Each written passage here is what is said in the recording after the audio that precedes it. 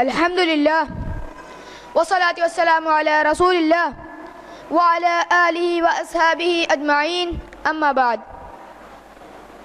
أعوذ بالله من الشيطان الرجيم بسم الله الرحمن الرحيم ومن أحسن قولا ممن دعا إلى الله وعمل صالحا وقال إنني من المسلمين. محترم بزرگوں، عزیز بھائیوں اور بہنوں، السلام علیکم ورحمۃ اللہ وبرکاتہ. آج یاروں کی جانب سے منعقدہ اسلامی کانفرنس 2014 کا آج 5واں دن ہے. 5ویں دن کے پہلے اجلاس میں میں عمر عرفان آپ کا میزبان آپ سبھی کا تہہ دل سے خیر مقدم کرتا ہوں. آج کا یہ اجلاس داعیان مستقبل تقویٰ اسلامک اسکول کے بچوں کے لیے مخصوص ہے. جیسا کہ آپ کے علم میں ہے، تقویٰ اسلامک اسکول کا مقصد مستقبل کے داعی تیار کرنا ہے. لہٰذا آج آپ انہی داعیان کی جھلک دیکھیں گے. تو آئیے دستور کے مطابق پروگرام کا باقاعدہ آغاز تلاوت قرآن حکیم کے ساتھ کرتے ہیں. قرآن کی قرأت پیش کرنے کے لیے میں آواز دیتا ہوں کلاس 5 کے طالب علم محمد فہمہ بن علی کو کہ ڈائس پر تشریف لائیں اور پروگرام کا باقاعدہ آغاز تلاوت قرآن حکیم کے ساتھ کریں. محمد فہمہ بن علی. السلام علیکم ورحمۃ اللہ وبرکاتہ. اعوذ باللہ من الشیطان الرجیم.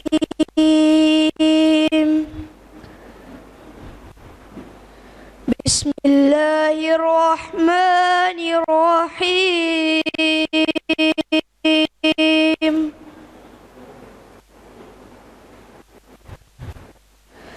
لو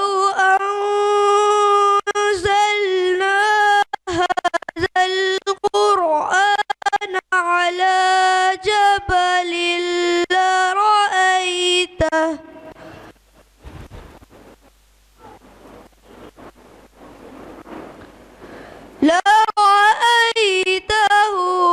خاشعا متصدعا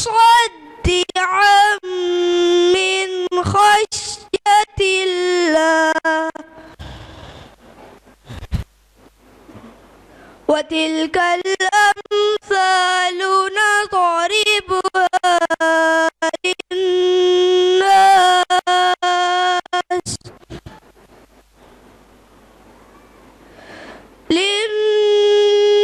للناس لعلهم يتفكرون.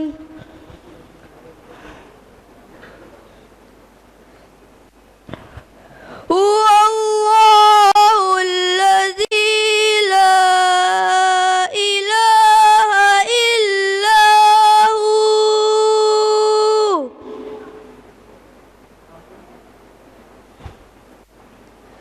عالم الغيب والشهادة هو الرحمن الرحيم.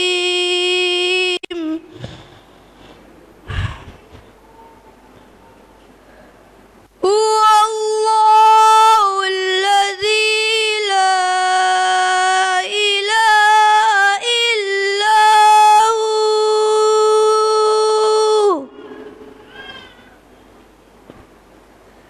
الملك القدوس السلام المؤمن المهيمن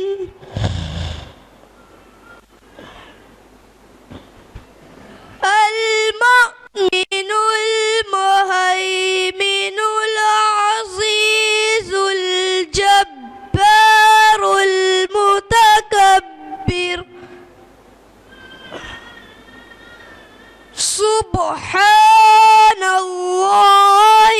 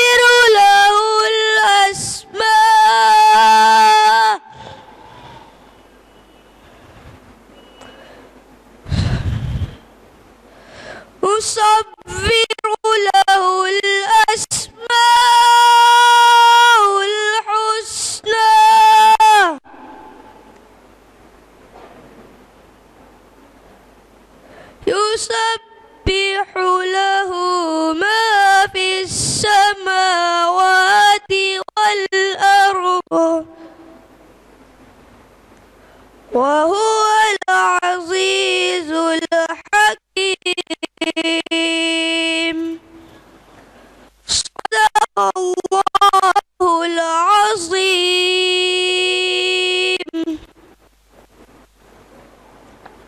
السلام علیکم ورحمۃ اللہ وبرکاتہ. جزاک اللہ خیر بردر فاما. ابھی آپ نے قرآن کریم کی سورہ نمبر 59 کی آیت 21 سے 24 تک کی قرأت سماعت فرمائی. اب انہی آیات کا اردو ترجمہ پیش کرنے کے لیے میں آواز دیتا ہوں اپنی چھوٹی بہن تابینہ کو جو کلاس 2 کی طالبہ ہیں. بہن تابینہ. اعوذ باللہ من الشیطان الرجیم. بسم اللہ الرحمن الرحیم. ربی اشرح لی صدری ویسر لی امری واحلل عقدۃ من لسانی یفقہوا قولی. میں تابینہ تقویٰ اسلامی اسکول میں درجہ دوئم کی طالبہ ہوں. میں آپ کے سامنے سورہ الحج سورہ نمبر 59 آیت نمبر 21 سے 24 ترجمہ پیش کروں گی انشاءاللہ. اللہ سبحانہ و تعالیٰ فرماتے ہیں اگر ہم نے یہ قرآن کسی پہاڑ پر بھی اتار دیا ہوتا تو تم دیکھتے وہ اللہ کی خوف سے دبا جا رہا ہے اور پھٹا پڑتا ہے. یہ مثالیں ہم لوگوں کے سامنے اس لیے بیان کرتے ہیں کہ وہ غور کرے. وہ اللہ ہی ہے جس کے سوا کوئی معبود نہیں. وہ بادشاہ ہے نہایت مقدس سراسر سلامتی دینے والا نگہبان سب پر غالب اپنا حکم بزور نافذ کرنے والا اور بڑا ہی ہو کر رہنے والا. پاک ہے اللہ اس شرک سے جو لوگ کر رہے ہیں. وہ اللہ ہی ہے جو تکلیف کا منصوبہ بنانے والا اور اس کے مطابق صورت گری کرنے والا. اس کے لیے بہترین نام ہے. ہر چیز جو آسمانوں اور زمین میں اس کی تسبیح کر رہے ہیں اور وہ زبردست اور حکیم ہے. جزاکم اللہ خیرہ. والسلام علیکم ورحمۃ اللہ وبرکاتہ. جزاک اللہ خیرا کثیرا ڈیئر سسٹر. قرآن اللہ کا کلام ہے اور اس کی عظمت اللہ نے خود اس قرآن میں بیان فرما دی کہ اگر یہ قرآن کسی پہاڑ پر اتارا جاتا تو وہ ٹوٹ کر ریزہ ریزہ ہو جاتا. آج ہم سبھی قرآن پڑھتے ہیں پر ہمارے نفس پر اس کا کوئی اثر نہیں ہوتا. ہمارا نفس ٹوٹتا نہیں, بکھرتا نہیں. ہم خود کو مسلم کہتے ہیں لیکن اللہ کے کلام کا ہم پر کوئی اثر نہیں ہوتا. تو کیا ہم واقعی مسلم کہلانے کے مستحق ہیں؟ آئیے سمجھنے کی کوشش کرتے ہیں ادیب انصاری سے. بھائی ادیب کلاس 5 کے طالب علم ہیں اور ان کے خطاب کا موضوع ہے حقیقی مسلم کون. بردر ادیب ایبن انصاری. الحمدللہ نحمده ونصلی علی رسوله الکریم. اما بعد اعوذ باللہ من الشیطان الرجیم. بسم اللہ الرحمن الرحیم. یا ایہا الذین آمنوا ادخلوا فی السلم کافہ. بسم اللہ الرحمن الرحیم. رب اشرح لی صدری ویسر لی امری واحلل عقدۃ من لسانی یفقہوا قولی. محترم بزرگوں، عزیز بھائیوں اور بہنوں، السلام علیکم ورحمۃ اللہ وبرکاتہ.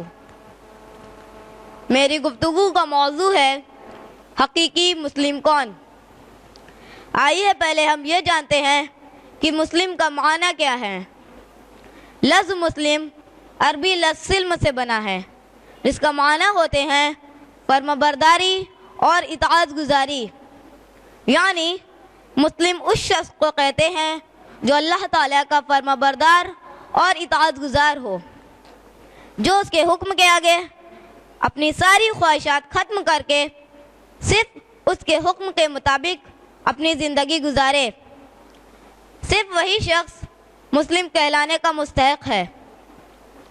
اس کے خلاف جو شخص اللہ تعالیٰ کا فرمانبردار نہ ہو، اپنی زندگی کے تمام یا کچھ فیصلے اس کے خلاف کرے، دراصل وہی کافر ہے. قرآن کریم میں اللہ تعالیٰ کافر کی تشریح ان الفاظ میں کرتا ہے وَمَن لَّمْ يَحْكُمْ بِمَا أَنزَلَ اللَّهُ فَأُولَٰئِكَ هُمُ الْكَافِرُونَ. یعنی جو اللہ کی اتاری ہوئی ہدایت کے مطابق فیصلہ نہ کرے وہ کافر ہے. یہ الفاظ ہیں سورہ مائدہ سورہ نمبر 5 آیت نمبر 44 کے. اس آیت کی روشنی میں آئیے ہم اپنی زندگی کا جائزہ لیں. کہیں ایسا تو نہیں کہ ہم خود کو مسلم سمجھتے ہوں جبکہ اللہ کی نظر میں ہم کافر قرار دیے جا چکے ہوں.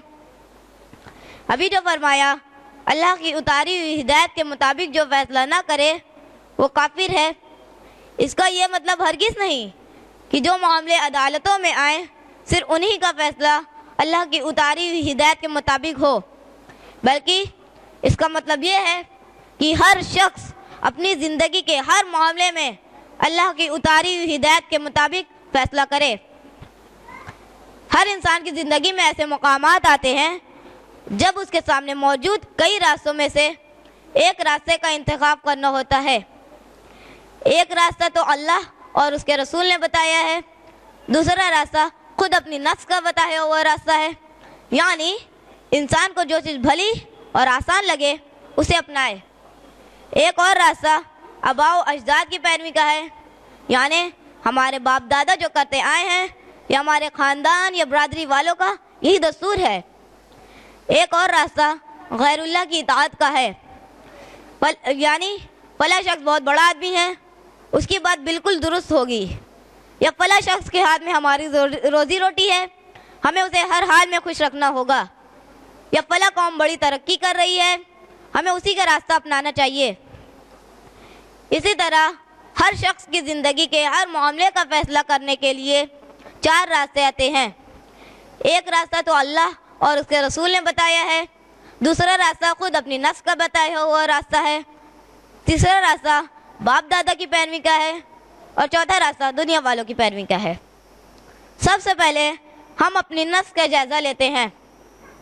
نفس انسان کا سب سے بڑا دشمن ہے. ہمارا نفس ہمیں زیادہ سے زیادہ پیسہ کمانے، عزت و شہرت حاصل کرنے، لذت و سرور، آرام و آرائش حاصل کرنے پر ابھارتا ہے.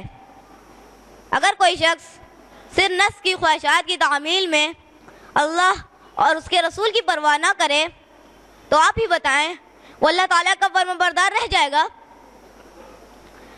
اللہ کا حکم ہے سود کھانا چھوڑ دو.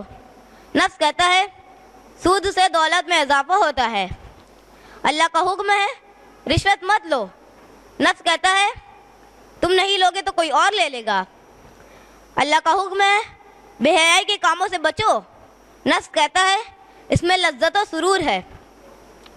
غرض کی جو شخص قدم قدم پر اللہ تعالیٰ کی نافرمانی کر رہا ہے وہ خود کو مسلم کیسے سمجھ سکتا ہے؟ انسان کی گمراہی کا دوسرا راستہ باپ دادا کی اندھی تقلید ہے. ہم میں سے اکثر لوگ باپ دادا کی اندھی تقلید ہی نہیں کرتے ہیں بلکہ اس کے لیے بڑے جذباتی بھی ہوتے ہیں. اگر کسی شخص سے یہ کہا جائے کہ فلاں رسم یا فلاں عقیدہ اللہ اور اس کے رسول کے احکام کے خلاف ہے تو لوگ بگڑ جاتے ہیں اور الٹا سوال کرتے ہیں کہ ہمارے باپ دادا سے یہ کام اسی طرح ہوتا چلا آ رہا ہے تو کیا وہ غلط ہیں؟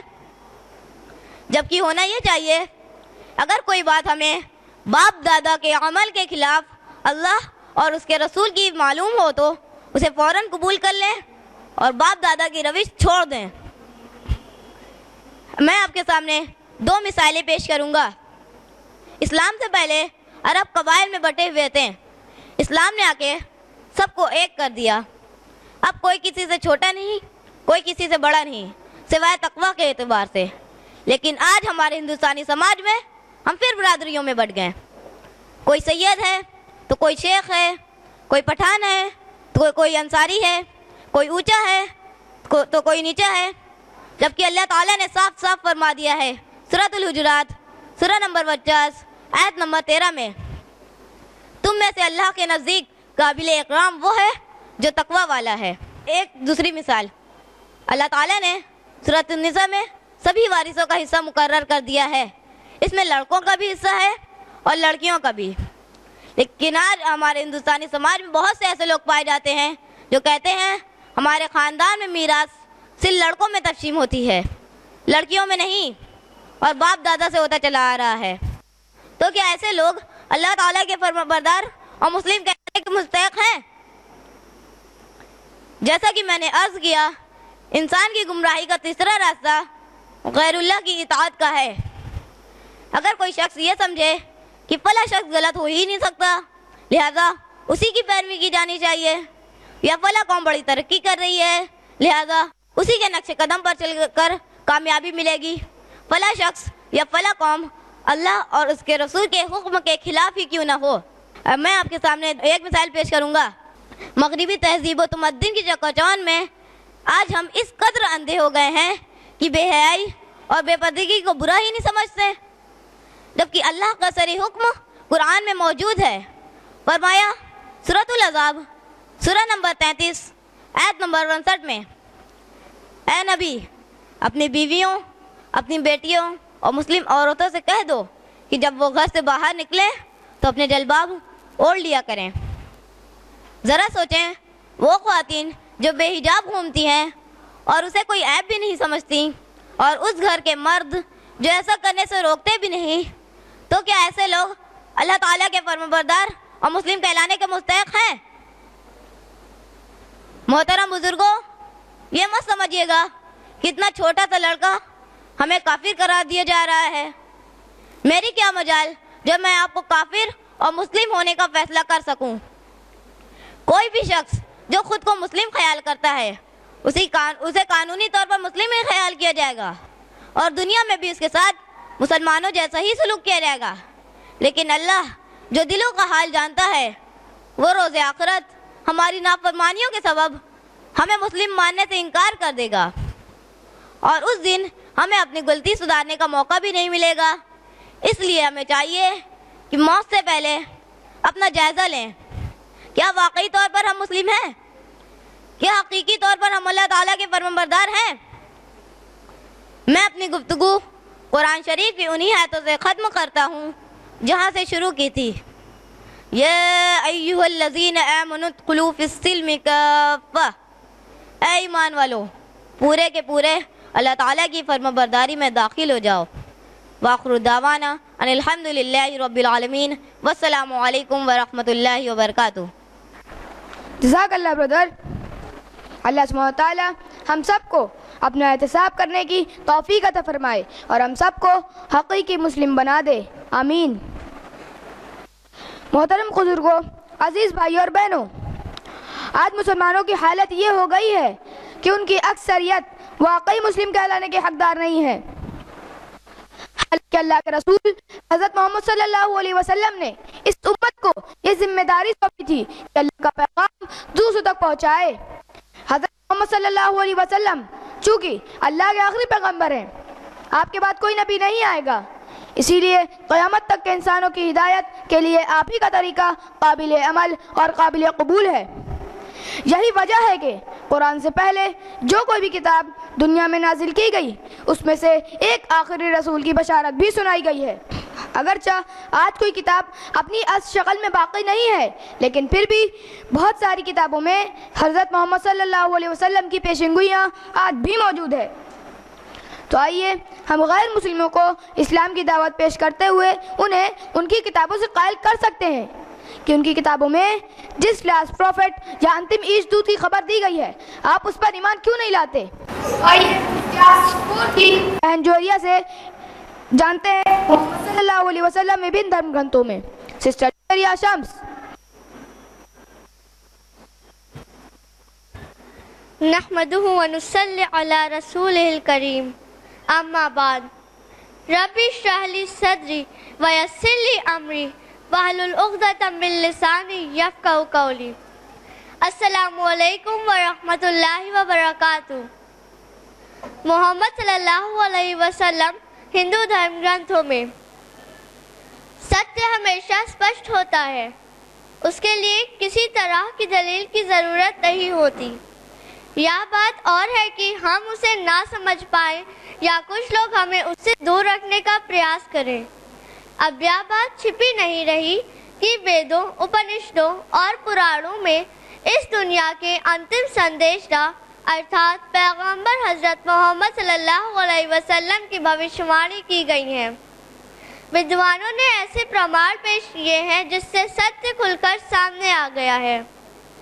اللہ تعالیٰ نے محمد صلی اللہ علیہ وسلم کو انتم سندیشہ بنایا ہے۔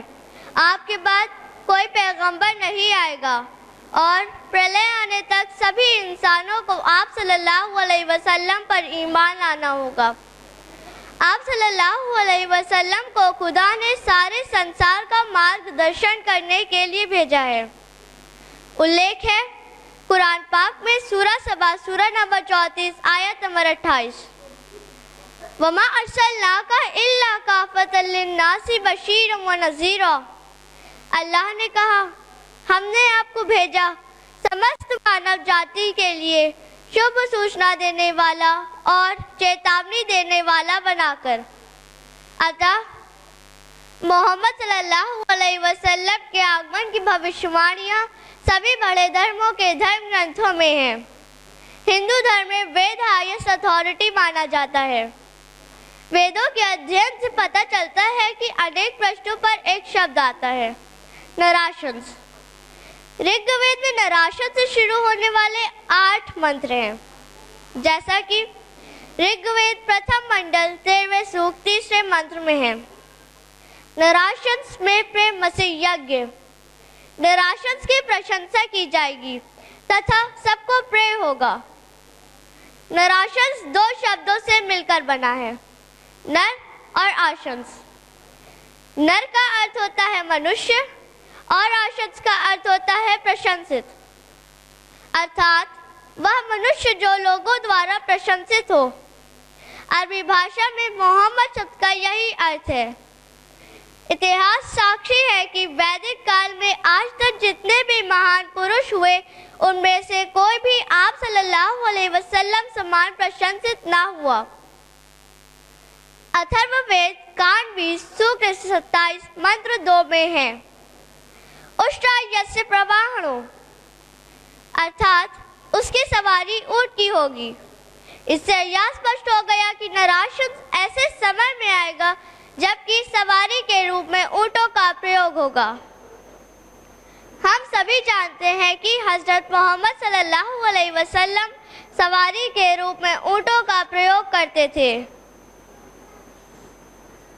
नराशंस के विषय में उनकी विशेषताओं का उल्लेख विस्तार पूर्वक वेदों में मौजूद है, जिनमें से मुख्य विशेषताओं का वर्णन इस प्रकार किया जाता है। नराशंस को परोक्ष ज्ञान दिया जाएगा। नराशंस अत्यधिक सुंदर व ज्ञान के प्रसारक होंगे। अथर्ववेद में है, नराशंस का एक सांसारिक नाम मामा होगा। कांड 20 सूक्त 27 मंत्र 3। मामा का अर्थ होता है महान। नराशंस को 100 निष्क प्रदान किए जाएंगे। कांड 20 सूक्त 27 मंत्र 3। निष्क का अर्थ होता है स्वर्ण मुद्रा, जो आपातकाल में मनुष्य की मदद करती है। मतलब आप सल्लल्लाहु अलैहि वसल्लम के 100 सहाबा थे जो हर समय आपकी मदद के लिए तैयार रहते थे। नराशंस 10 मालाओं वाला होगा। कांड 20 सूक्त 27 मंत्र 3, अर्थात ऐसे प्रेम करने वाले लोग जो गले का हार हो। अशरा मुबश्शिरा, ऐसे 10 सहाबा थे जो गले के हार के समान थे। अतः इससे यह सिद्ध हो गया कि वेदों में जिस नराशंस के होने की भविष्यवाणी की गई है वह हजरत मोहम्मद सल्लल्लाहु अलैहि वसल्लम ही है। केवल वेद ही नहीं, पुराणों में भी रसूल सल्लल्लाहु अलैहि वसल्लम की भविष्यवाणी मौजूद है। भविष्य पुराण में कई नबियों की जीवन गाथा है। इस्लाम पर भी विस्तृत अध्याय है। इस पुराण हमारे मत के अनुसार हमारे अनुयायियों का मुस्लिम संस्कार होगा।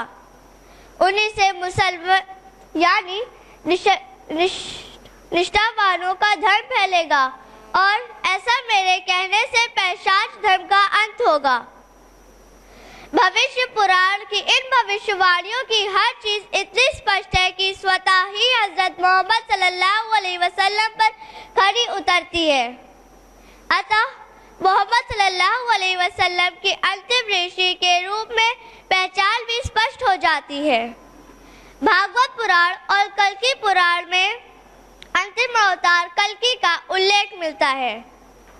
संस्कृत के विद्वान डॉक्टर वेद प्रकाश उपाध्याय ने अपने एक शोध पत्र में मोहम्मद सल्लल्लाहु अलैहि वसल्लम को कल की अवतार बताया है। अवतार शब्द का अर्थ है पृथ्वी पर आना।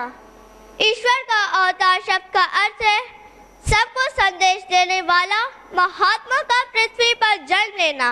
कल की पुराण अध्याय 4 श्लोक 11।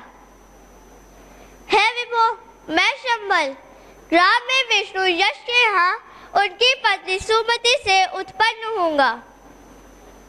इससे यह स्पष्ट हो गया कि कल्कि का जन्म स्थान शंबल होगा। शंबल का अर्थ होता है शांति का घर और मक्का को अरबी भाषा में दारुल अमल भी कहा जाता है।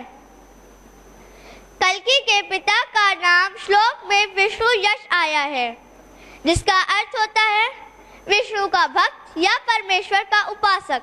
कल्कि की माता का नाम श्लोक में सुमति या सुमति आया है, जिसका अर्थ होता है शांति। कल्कि पुराण में बहुत सी विशेषताएं बताई गई हैं, जिनमें से मुख्य विशेषताओं का वर्णन इस प्रकार किया जाता है। पहला, कल्कि अश्वारोहण करने वाला होगा। दूसरा, जगत गुरु होगा। तीसरा, असाधु दमन करेगा। चौथा, देवताओं द्वारा सहायता दी जाएगी। पांचवा, अनुपम कांति से युक्त होगा। छठा, शरीर से सुगंध निकलेगी। ये सभी विशेषताएं हजरत मोहम्मद सल्लल्लाहु अलैहि वसल्लम में मौजूद थी।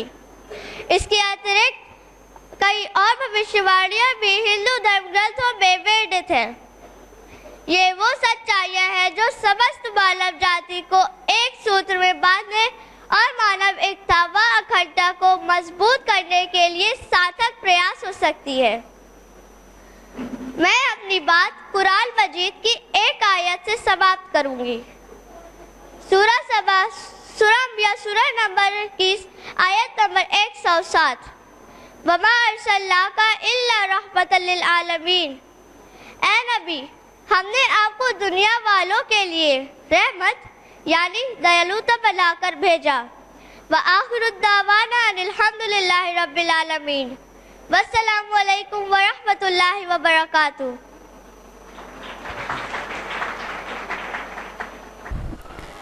जज़ाकिल्लाह बहन, आपने बहुत मधुर हिंदी भाषा में हमें बताया कि मोहम्मद सल्लल्लाहु अलैहि वसल्लम का वर्णन किन धर्म ग्रंथों में कहाँ कहाँ हुआ है। हम इंशाअल्लाह विभिन्न धर्म के अनुयायियों को इस्लाम की दावत प्रस्तुत करने में आपकी दी गई सूचना से अवश्य लाभ उठाएंगे। मोहतरम ख़वातीन व हज़रात, एक दाई के लिए उसकी ज़ुबान कभी भी बैरियर नहीं होनी चाहिए। इसे राजुल वक्त ज़ुबानों पर अबूर हासिल होना चाहिए। यही वजह है कि तक़वा इस्लामिक स्कूल में हमें इंग्लिश के साथ उर्दू, हिंदी और अरबी भी बराबर पढ़ाई और समझाई जाती है। जहाँ तक अरबी का ताल्लुक है, एक मुसलमान के लिए इसका जानना बहुत ज़रूरी है, क्योंकि अल्लाह के कलाम कुरान और मोहम्मद सल्लल्लाहु अलैहि वसल्लम के इरशादात अरबी में ही हैं। तो आइए क्लास 4B के भाई मोहम्मद लारैब से एक तकरीर अरबी में सुनते हैं, और उनका मौजू है अहमियतुस्सलात व मकानतुहा फिल इस्लाम। الآن أنا ملتمس لأخي لاريب جمال أن يقدم ما أمامنا خطبة حول موضوع أهمية الصلاة ومكانتها في الإسلام. السلام علیکم ورحمۃ اللہ وبرکاتہ. اسمی محمد لارب جمال.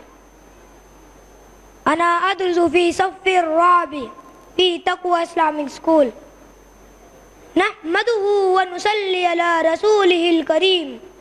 أما بعد، إخواني وأخواتي في الدين، أريد أن أقدم أمامكم كلمات عديدة حول الموضوع أهمية الصلاة ومكانتها في الإسلام. أيها المسلمون، إن للعبادة في الإسلام مكانة مرموقة ومنزلة رفيعة لا يستعان بقيمتها ولا تقمز العيون عنها، لأنها هي المظهر الحقيقي الملموس لرب عز وجل والاستسلام أمامه. الصلاة يركن الثاني بعد الشهادتين فهي أعظم الأركان وأربعة شأنا إذ هي سكينة النفس وطهارة الروح ومظهر العلاقة حقيقة بين الخالق والمخلوق وبين العبد والمعبود والقوي والضعيف والغني والفقير والرفيع والفظيع فالناس يكونون في أصدق أحوالهم وأصح موقفهم وأزكى أوقاتهم عندما يقفون خشوعا بين يدي ربهم ويودون حقا ويرجون رفدا ويطلبون هداه ويبدون خضوعهم مطلق له وحاجتهم الدائمة إليه والمؤمنون مكلفون في الغدو والآصال من قبل طلوع الشمس وبعد غروبها أن يجتمعوا في مكان واحد ويقوم في صف واحد ويسلم على نبي جلوسا وقعودا.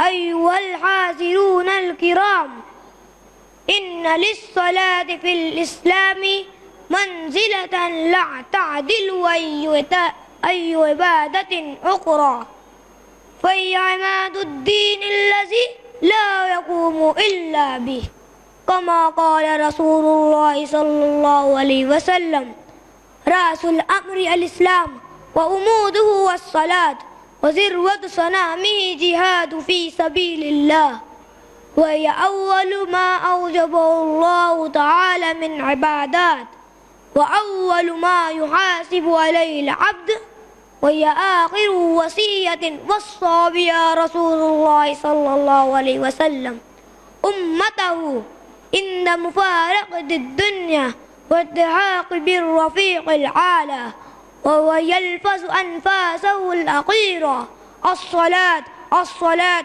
وما ملكت أيمانكم. وهذه حقيقة ليست خافية على أحد منا أن الصلاة واجب على كل مسلم عاقل بالغ ما دامت روحه في جسده، فلا يجوز لهم أن يتقاصل أو يتغافل عنها أو يفرط فيها. حتى المقاتلين في البغاء مكلفون بالصلاة، فلا يجوز لهم أن يشغلوا عنها أو يضيعوا أوقاتهم في غيرها. وقد شدد النقير على من يفرط فيها وحدد الذين يضيعونها، فقال جل شانه: فخلف من بعدهم خلف أضاعوا الصلاة واتبعوا الشهوات فسوف يلقون غيا. وقال: فويل للمصلين الذين هم عن صلاتهم ساهون. أيها المستمعون الكرام، إن من فوائد الصلاة أنها تمحو الذنوب والسيئات التي يقترفها العبد، كما قال عز وجل: أقم الصلاة طرفي النهار وزلفا من الليل إن الحسنات يذهبن السيئات ذلك ذكرى للذاكرين. ومنها أنها نزفة وتجمل وطهارة وتزين، لأن الله اشترط طهارة الملابس والبدن والمكان من كل مستقذر، وأوجب على مسلم التطهر بالغسل والوضوء. ومنها هي قوة خلقية تمد ضمير الإنسان بما يعين على فعل خير وترك الشر والفحشاء، كما قال الله تعالى: أقم الصلاة إن الصلاة تنهى عن الفحشاء والمنكر ولذكر الله أكبر. ومنها أنها مجلبة الرزق ومدفعة الفقر، كما قال تعالى وأمر أهلك بالصلاة واصطبر عليها لا نسألك رزقا نحن نرزقك وعاقبة للتقوى. فحافظوا أيها الإخوان والأخوات على الصلوات الخمس وخاصة على الصلاة الوسطى وقوموا لله قانتين ولا تقاصلوا عنها ولا تغافلوا ولا تتركوا لأن النبي صلى الله عليه وسلم قال من ترك الصلاة متعمدا فقد كفر. أكتفي بهذه الكلمات وما علينا إلا البلاغ. والسلام عليكم ورحمة الله وبركاته. جزاكم الله خيرا. جزاک اللہ خیرن کثیرہ برادر. بے شک نماز مومن کا معراج ہے. عربی اگر قرآن اور حدیث کی زبان ہے اور اس کا جاننا مسلمان کے لیے بہت ضروری ہے تو انگلش انٹرنیشنل لینگویج ہے. دنیا کا مقابلہ کرنے کے لیے انگلش جاننا بھی ہمارے لیے بہت ضروری ہے. لہذا اگلی اسپیچ انگلش میں ہوگی، لیکن اس سے پہلے چند باتیں عرض کرنا چاہتا ہوں. آج دنیا بھر میں امن و امان کو سخت خطرہ ہے. ہر طرف قتل، چوری، لوٹ، خود غرضی، دھوکہ اور فریب کا بول بالا ہے. ایسے میں ضرورت ہے عالمی بھائی چارے کی. دنیا بھر کے باشعور اور ہوش مند افراد جمع ہو کر ایسی راہ نکالیں کہ دنیا میں قیام امن قائم ہو جائے. تقویٰ اسلامک اسکول کی ایک طالبہ جو کہ کلاس 5 کی طالبہ ہیں قیام امن اور بھائی چارے کے لیے اپنے کچھ رائے پیش کرنا چاہتی ہیں.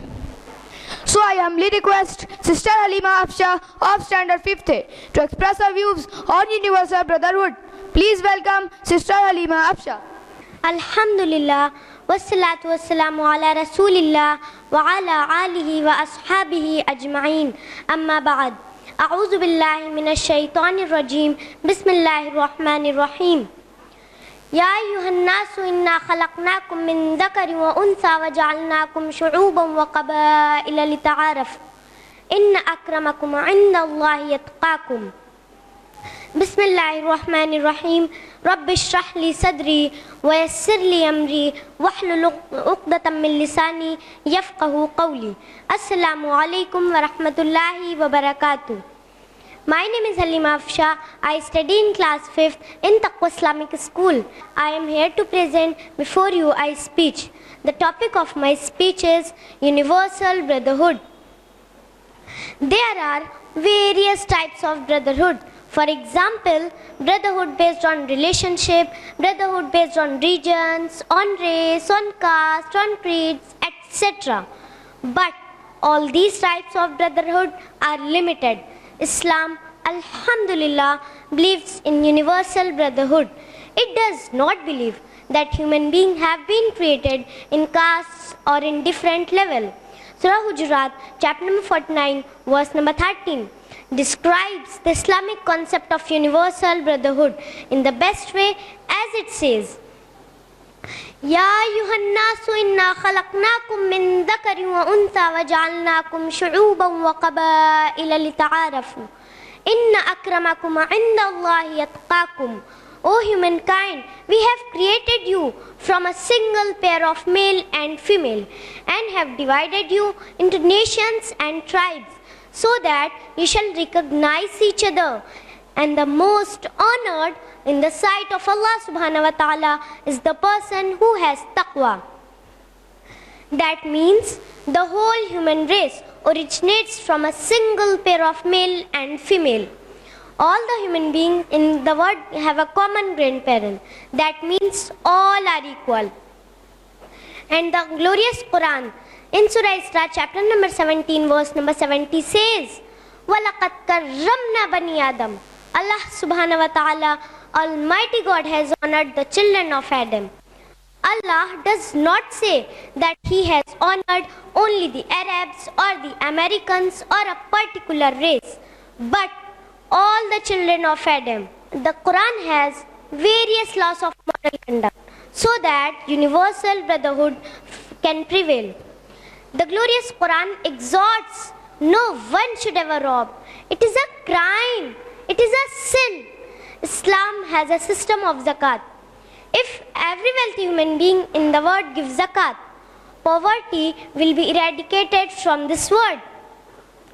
And our beloved Prophet Muhammad sallallahu alaihi wasallam says, he is not a Muslim who sleeps with his full stomach while his neighbors are hungry.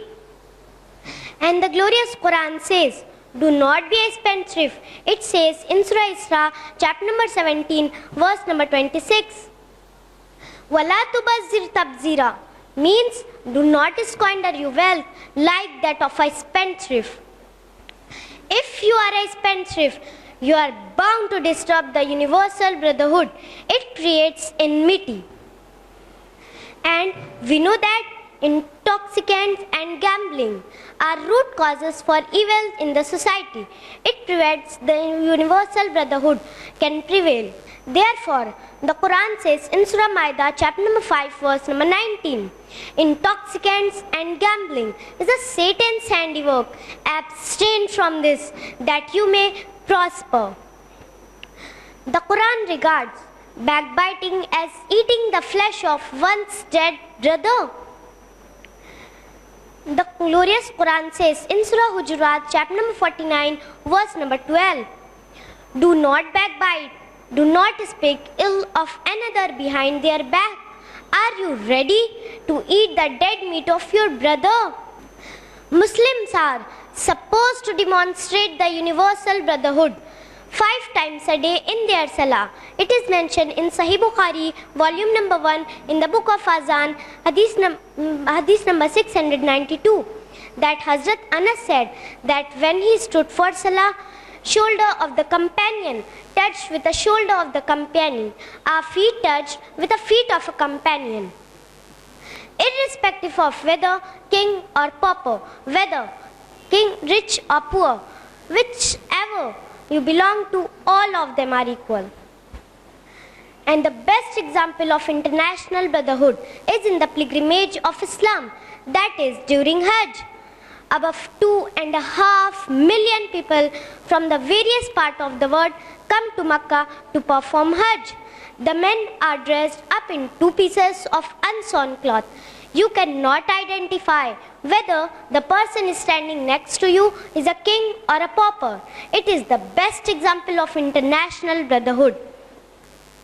If all the human beings in the world believes in one God, there can be universal brotherhood. That means the same God has created all the human beings.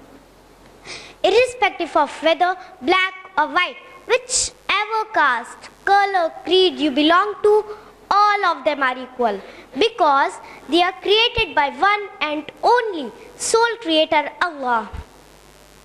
And the glorious Quran says in Surah Al Imran, chapter number 3, verse number 64, قُلْ يَا أَهْلَ الْكِتَابِ تَعَالَوْا إِلَىٰ كَلِمَةٍ سَوَاءٍ بَيْنَنَا وَبَيْنَكُمْ أَلَّا نَعْبُدَ إِلَّا اللَّهَ. Say, O people of the book, come to common terms as between us and you. And which is the first term? That we worship none but Allah. Let us first analyze the concept of God in Hinduism. It is mentioned in Chandogya Upanishad, chapter number 6, section number 2, verse number 1. Ekam ivadvityam means there is only one God without a second.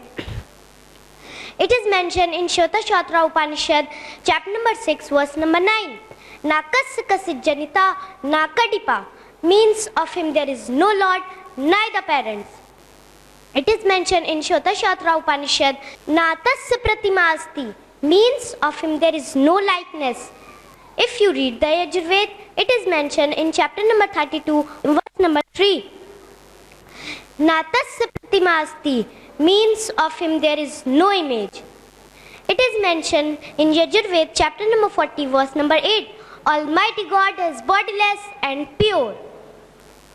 And the Brahma Sutra, the fundamental creed of Hinduism is Ekam Braham Dvitya Naste Nahna Naste Kinchan, means there is only one God, not a second one, not at all, not at all, not in the least bit. Now let's analyze the concept of God in Judaism. It is mentioned in book of Deuteronomy in the Old Testament, chapter number 6, verse number 4. Moses, peace be upon him, says, "Hear, O Israel, the Lord our God is one Lord." It is mentioned in book of Isaiah, chapter number 43, verse number 11. Even I am the Lord, and besides me there is no Savior. It is mentioned in book of Isaiah, chapter number 45, verse number 5. I am the Lord, and there is none else. There is no God besides me. It is mentioned in book of Deuteronomy, chapter number 5, verse number 7. Thou shalt have none other God besides me. Now, let's analyze the concept of God in Christianity. If you read the Bible, there is not a single statement in the complete Bible where Moses, peace be upon him, says that he is God, or where he says, "Worship me." In fact, if you will read the Bible, it is mentioned, Moses, peace be upon him, himself says, Gospel of John, chapter number 14, verse number 28, "My Father is greater than I." Gospel of John, chapter number 10, verse number 29, "My Father is greater than all." And now, let's analyze the concept of God in Islam. The best reply that any person can give you regarding the concept of God in Islam is to quote Surah Ikhlas, chapter number 112, verse number 1 to 4, which says, "Qul huwallahu ahad, Allahu samad, lam yalid walam yulad, walam yakul lahu kufuwan ahad." Say, He is Allah, the one and only, Allah, the absolute and eternal. He begets not, nor is He begotten, and there is nothing like Him. I would like to end my talk by giving the quotation from Surah Nisa, chapter number 4, verse number 1, which says, "Ya ayyuhan nasu ittaqu rabbakum alladhi khalaqakum min nafsin wahida." O humankind, fear your guardian Lord, who has created you from a single person. Jazakumullahu khaira. Wassalamu alaikum wa rahmatullahi wa barakatuh. जज़ाकल्लाह बहन। अगर हम मज़हब के मानने वाले अपनी मजहबी किताबों पर गौर करने लगें तो यकीनन दुनिया से शिर्क का खात्मा हो जाएगा और नतीजा क़याम अमन होगा। लेकिन गैरों को क्या कहें, खुद हम मुसलमान अपनी दीनी किताब और अल्लाह का कलाम कुरान को नहीं समझते।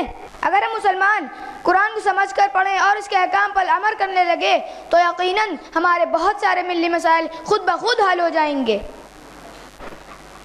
तो आइए, फ़हमुल कुरान ज़रूरी है मौजू पर बहन अनम जावेद से एक तकरीर सुनते हैं जो क्लास 5 की तालिबा हैं। सिस्टर अनम जावेद। अल्हम्दुलिल्लाह वस्सलातु वस्सलामु अला रसूलिल्लाह व अला आलिहि व अस्हाबिहि अजमईन, अम्मा बाद, फ़अऊज़ु बिल्लाहि मिनश शैतानिर रजीम, बिस्मिल्लाहिर रहमानिर रहीम। इन्नल्लाहा यरफ़अु बिहाज़िल किताबि अक़वामन व यदउ बिही रब्बि इश्रह ली सदरी व यस्सिर ली अमरी वहलुल उक़दतम मिन लिसानी यफ़क़हू क़ौली। मोहतरम बुजुर्गों, अजीज भाइयों और बहनों, अस्सलामु अलैकुम व रहमतुल्लाहि व बरकातुहू। मेरी आज की इस मौजू है फ़हमुल कुरान ज़रूरी है। दुनिया का कोई भी शख्स तब तक मुसलमान नहीं हो सकता जब तक वो कुरान को अल्लाह का कलाम ना माने। अल्हम्दुलिल्लाह, हम सब इस बात पर दिलो जान से मान रखते हैं कि कुरान अल्लाह का कलाम है। यह हमारे खालिक की तरफ से हमारे लिए हिदायतनामा है, हमारे लिए ज़िंदगी गुजारने का तरीका है, हमारी दुनिया और आखिरत का कामयाबी का वाहिद ज़रिया है। ये वो बातें हैं जो हम ज़बान से हमेशा अदा करते हैं, लेकिन गौर करने की बात यह है कि जो बातें हम ज़बान से अदा करते हैं क्या वाकई उन पर दिल से यकीन रखते हैं? अगर हम इस सवाल का जवाब तलाश करें तो मालूम होगा कि हम में से अक्सर लोग इस बात पर दिल से यकीन नहीं रखते। ये क्या कि मेरा मकसद आपका दिल दुखाना हरगिज़ नहीं है, बल्कि इस बात की कि हम अपना जायजा लें और समझने की कोशिश करें कि क्या वाकई हम कुरान को अल्लाह का कलाम समझते हैं, क्या वाकई हिदायत तलब करते हैं, क्या वाकई में इसे दुनिया और आखिरत का कामयाबी का वाहिद जरिया समझते हैं। کریں. پہلا سوال, کیا واقعی ہم قرآن کو اللہ کا کلام سمجھتے ہیں؟ سارے لوگوں کا ایک ہی جواب ہوگا, ہاں. ذرا ٹھہریے اور غور کریے کہ اگر ہمارے کاروبار کے سلسلے میں یا ہمارے رشتہ دار کا خط کوئی ایسی زبان میں آتا ہے جو ہمیں نہ آتی ہو, تو فوراً وہ خط لے کر کسی ایسے شخص کے پاس جائیں گے جو اس زبانی کو جاننے والا ہو, اور جب تک ہم خط کا مضمون سمجھ نہ لیں ہمیں چین نہیں آتا. لیکن قرآن کے ساتھ ہمارا کیا معاملہ ہے؟ یہاں پر موجود کوئی بھی شخص ایسا نہیں ہوگا جس کے گھر میں قرآن مجید موجود نہ ہو. اگر ہم یہ سمجھتے ہیں کہ قرآن اللہ کا کلام ہے, تو ذات کا پیغام ہے جس نے ہمیں پیدا کیا, جس نے ہمیں والدین عطا فرمائے, جس نے ہماری زندگی گزارنے کے لیے زمین اور آسمان سے طرح طرح کی نعمتیں عطا فرمائی, جس کی اطاعت اور فرمانبرداری ہم پر فرض ہے. ہم خود کو مسلم کہتے ہیں اور مسلم کا معنی اطاعت اور فرمانبردار ہے. ذات بابرکت کا کلام ہمارے گھروں میں موجود ہے, لیکن کتنے لوگ ہیں جنہوں نے اپنا کچھ بھی وقت اسے سمجھنے میں لگایا ہو؟ اپنی معاملے تجارت یا کسی رشتہ دار کا حال جاننے کے لیے تو ہم بے قرار ہو جاتے ہیں, لیکن مال حقیقی کے پیغام سمجھنے کے لیے نہ تو ہمارے پاس وقت ہے اور نہ ہی ہم اس کام کو اہمیت دیتے ہیں. تو ہمارا یہ دعویٰ جھوٹا ثابت نہیں ہوتا کہ ہم قرآن کو اللہ کا کلام سمجھتے ہیں. دوسرا سوال, کیا واقعی ہم قرآن کو ہدایت کا ذریعہ سمجھتے ہیں؟ پہلے یہ سمجھ لیں ہدایت کسے کہتے ہیں. ہدایت کا لغوی معنی ہے رہنمائی کرنا, راستہ دکھانا, اور اصطلاح میں ہدایت اس راستے کو کہتے ہیں جس پر چل کر انسان روز آخرت کامیاب و کامیاب ہو. ہم ذرا اپنا جائزہ لیں کہ زندگی میں ہماری جو بھی ضروریات ہیں ان پر رہنمائی ہم کہاں سے حاصل کرتے ہیں. کہیں ہم اپنے خاندانی رسم و رواج کا دم بڑھتے ہیں, تو کہیں ہم کسی شخص سے متاثر ہو کر اس کے نظریات لیتے ہیں. بغیر اس بات کی پرواہ کیے بغیر ہماری یہ حال اللہ کو پسند ہے یا نہیں. واقعی قرآن کو ہدایت کا ذریعہ سمجھتے ہیں, اس کو اپنے ہادی و رہبر خیال کرتے ہیں, تو ہمیں اس قرآن سے دریافت کرنا چاہیے تھا ہمارے عقائد کیسے ہونے چاہیے, ہمارے اعمال کیسے ہونے چاہیے, ہماری لین دین کس طرح ہونی چاہیے, دوستی اور دشمنی میں کس قانون کی پابندی ہے, اللہ کے بندوں اور خود اپنے نفس پر ہم پہ کیا حقوق ہے اور انہیں ہم کس طرح ادا کریں, ہماری حق کیا ہے, باطل کیا ہے, ہمیں کس کی اطاعت کرنی چاہیے, کس کی نافرمانی کرنی چاہیے, تعلق کس سے رکھنا چاہیے, کس سے نہیں رکھنا چاہیے, ہمارا دوست کون ہونا چاہیے, ہمارا دشمن کون ہونا چاہیے, ہماری عزت اور فلاح کس چیز میں ہے اور نامرادی کس چیز میں ہے. یہ ساری باتیں جب ہم نے قرآن سے پوچھنی چھوڑ دی ہیں, اس کا نتیجہ ہمارے سامنے ہے. جب تک ہم نے قرآن کو اپنا حقیقی رہنما بنایا ہمیں دنیا میں بھی عزت وقار ملا, لیکن جب سے ہم نے قرآن سے منہ موڑ لیا ہے ہم ذلیل ہو رہے ہیں. علامہ اقبال, وہ زمانے میں معزز تھے مسلمان ہو کر اور تم خوار ہوئے تارک قرآن ہو کر. اب ہم اپنی زندگی کے معاملات قرآن سے ہدایت طلب ہی نہیں کرتے, تو ہمارا یہ دعویٰ کیسے سچا ثابت ہو سکتا ہے کہ ہم قرآن کو ہدایت کا ذریعہ سمجھتے ہیں؟ قرآن سے ہم نے کتنا اور کیسا تعلق رکھا ہے بھی ڈال لیتے ہیں. قرآن کو ہم نے اپنے گھروں میں جن اور بھوت بھگانے کا ذریعہ سمجھ رکھا ہے, یا اس کی آیت کو لکھ کر گلے میں ٹانگ لیتے ہیں یا گھوڑ پی جاتے ہیں. توفیق ہوئی تو اس کی تلاوت بغیر بوجھے سمجھے کرتے ہیں. ذرا غور کریے, کیا قرآن انہی مقصد کے لیے آیا تھا؟ قرآن تو اس لیے آیا تھا کہ امت مسلمہ سے پڑھے, سمجھے, اس کے احکام کو اپنی زندگی میں نافذ کرے.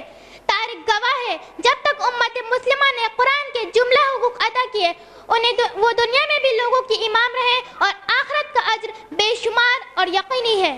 لیکن جب سے ہم نے قرآن سے منہ موڑ لیا ہے ہم ذلیل و خوار ہو رہے ہیں, اور آخرت میں نہ جانے ہمارا کیا حال ہوگا.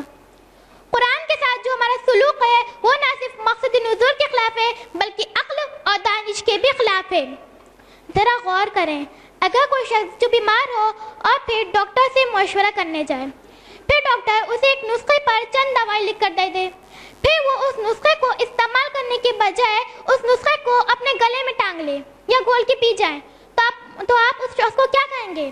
یقیناً آپ اسے پاگل بیوقوف کہیں گے. پھر اگر ہم یہی عمل اس نسخے کیمیا کے ساتھ کرتے ہیں جو ہمارے رب کی طرف سے ہمیں عطا کیا گیا, تو ہم کیوں پاگل بیوقوف کہلانے کے مستحق نہیں؟ ایک اور مثال اسے سمجھنے کے لیے, اگر کوئی شخص جو بیمار ہو اور اپنے علاج کے لیے میڈیکل کی کوئی معروف کتاب لے کر بیٹھ جائے اور پھر سمجھے اسے پڑھنے سے میری بیماری دور ہو جائے گی, یا پھر کوئی شخص اسے یہ بتا دے کہ فلاں دوا اس بیماری میں بہت مؤثر ہے، پھر وہ شخص اس دوا کا نام ہزاروں لاکھوں بار پڑھ ڈالے، تو کیا اس کی بیماری دور ہو سکتی ہے؟ لیکن ہم ایسا ہی کرتے ہیں، اپنے دنیاوی مسائل سے نجات حاصل کرنے کے لیے قرآن کی تلاوت بغیر بوجھے سمجھے کرتے ہیں، یا ہزاروں لاکھوں تسبیحات صرف زبان سے ادا کرنے کو پریشانیوں سے نجات حاصل کرنے کا ذریعہ سمجھتے ہیں، تو ہمیں خود پر ہنسی کیوں نہیں آتی ہے؟ عزیزان گرامی، قرآن کا مقصد نزول یہ ہے کہ امت مسلمہ سے پڑھے، سمجھے، اس کے احکام پر عمل کرے اور اسے دوسروں تک پہنچائے۔ جب تک ہم نے قرآن کا حق پوری طرح ادا نہیں کیا، ہمیں دنیا میں بھی ذلیل و خوار ہونا پڑے گا، اور آخرت کا عذاب تو اتنا سخت ہوگا کہ ہم اس کا تصور بھی نہیں کر سکتے۔ میں اپنی گفتگو کو یہی ختم کروں گی قرآن مجید کی آیت کے ساتھ جو وارد ہوئی سورہ جمعہ سورہ نمبر 62 آیت نمبر 5 میں، مثل الذین حملوا التوراۃ ثم لم يحملوها كمثل الحمار ويحمل اسفارا بئس مثل قوم الذین بآیات اللہ واللہ لا یہدی قوم الظالمین۔ جن لوگوں کو تورات پر عمل کرنے کا حکم دیا گیا پھر انہوں نے اس پر عمل نہیں کیا، اللہ ان کی مثال اس گدھے جیسے دیتا ہے جو بہت سی کتابوں کا بوجھ لادے ہوئے ہے۔ اللہ کی آیت کو جھٹلانے والے کی بہت بری مثال ہے، اور اللہ ظالم لوگ کو ہدایت نہیں دیتا۔ اگر بنی اسرائیل کے تورات پر عمل نہ کرنے کی وجہ سے اللہ ان کی مثال گدھے جیسی دیتا ہے، تو پھر کیا امت مسلمہ کی وہی مثال نہیں ہوگی جب وہ قرآن پر عمل کرنا ترک کر دیں گے؟ اس پر غور کرنے کی ضرورت ہے۔ وآخر الدعوانا الحمدللہ رب العالمین، والسلام علیکم ورحمۃ اللہ وبرکاتہ۔